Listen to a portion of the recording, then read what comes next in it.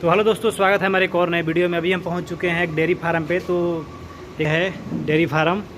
और तो चलिए जानकारी लेते हैं कि जो डेयरी के ओनर हैं, मालिक हैं, चलिए उनसे ही बात करते हैं कि ये इतनी सारी गायों खाओ करते हैं, क्या मैनेज करते हैं। तो फिलहाल अभी तो हमारे वीडियो में बने रही है और पूरा वीडियो देखिएगा, सब्सक्राइब लाइक एंड शेयर जरूर कीजिएगा। सर स्वागत है हमारे वीडियो में। तो सर का डेयरी फार्म में देख सकते हैं। तो सबसे पहले सर से जानकारी लेते हैं कि अपना शुभ नाम और इस डेयरी का एड्रेस बता दीजिए सर। मेरा नाम आकाश कुमार श्रीवास्तव, मेरा ग्राम मदरिया पोस्ट लियारी थाना चरपोखरी जिला भोजपुर। अभी सर इस डेयरी में कितनी गाय हैं टोटल? डेयरी में 22 गाय हैं। टोटल 22 गाय हैं। कितनी मिल्किंग में है और कितनी ड्राई हैं? चल 10 दूध देने वाली है। हाँ, और 12 ऐसे हैं। अभी 10 मिल्किंग में है।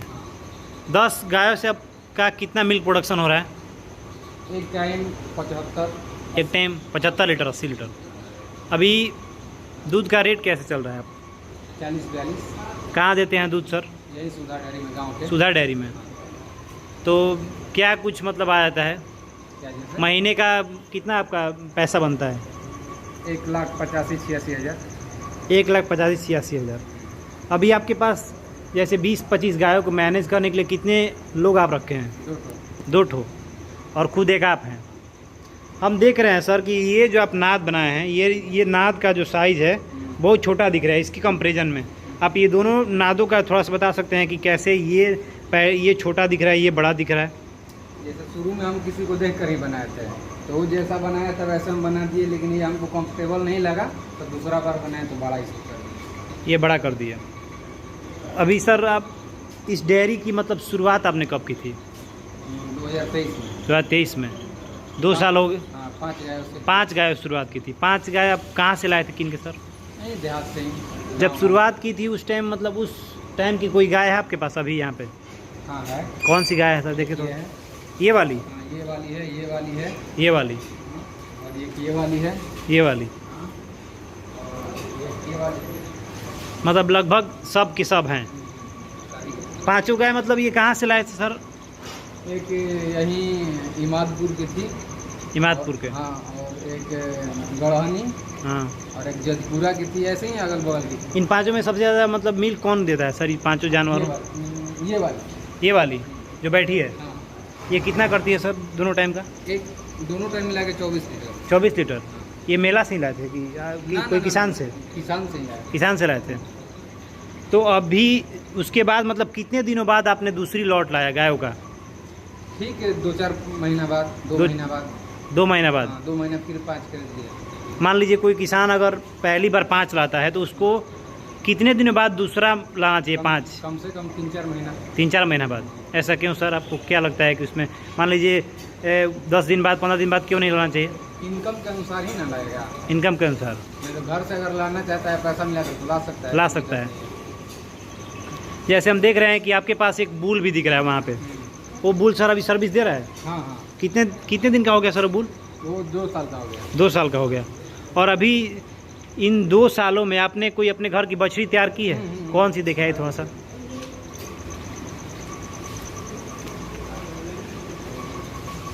देखिए, आज बच्चा दी हुई है। ये बच्चा दी है आज। देखिए ये गाय आप देख सकते हैं, ये सुबह में बच्चा दिए। कौन सा फीमेल का है? ये बछड़ी है ये। और अभी सुबह में दिए बच्चा। इस गाय को देख सकते हैं, बहुत सुंदर सी गाय है, एकदम शांत है। और देख सकते हैं अभी इसका ऑर्डर भी देख सकते हैं। देखिए ऑर्डर भी बहुत अच्छा है।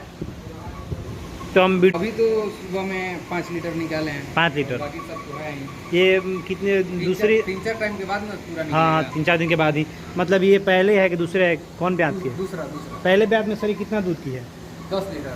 10 लीटर टाइम का? हाँ, 10 दोनों लीटर, 11 लीटर। 11 लीटर। और एक टाइम।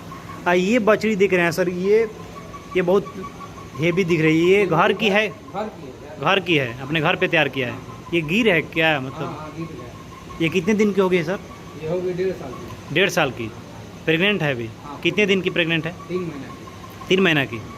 अभी आपके पास कोई ऐसी गाय है जो बिकाऊ है, जो मान लीजिए हमारे वीडियो के माध्यम से कोई आना चाहता है यहाँ पे गाय खरीदने के लिए, तो कोई है? नहीं। कोई नहीं है। इन 2 सालों में आपको कोई मतलब ऐसी समस्या आई कि हमें लगा कि मतलब डेयरी बंद कर देना चाहिए? ना, ऐसी कोई समस्या नहीं है। सबसे बड़ी समस्या क्या होती है गायों में, जैसे रोग के? बरसात के टाइम इन लोगों को 3 गो टीका दिलाया जाता है, एक गला घोटू का और एक खुराहा का और एक लंपी का। ये तीनों बहुत जरूरी है, जानलेवा बीमारी है ये तीनों, गाय के लिए, भैंस के लिए नहीं। गाय के लिए। और जैसे मान लीजिए कोई किसान अननोन है इस चीज़ से, जानकार नहीं है, तो उसको कैसे पता चलेगा कि हमको इस टाइम दिलवाना चाहिए?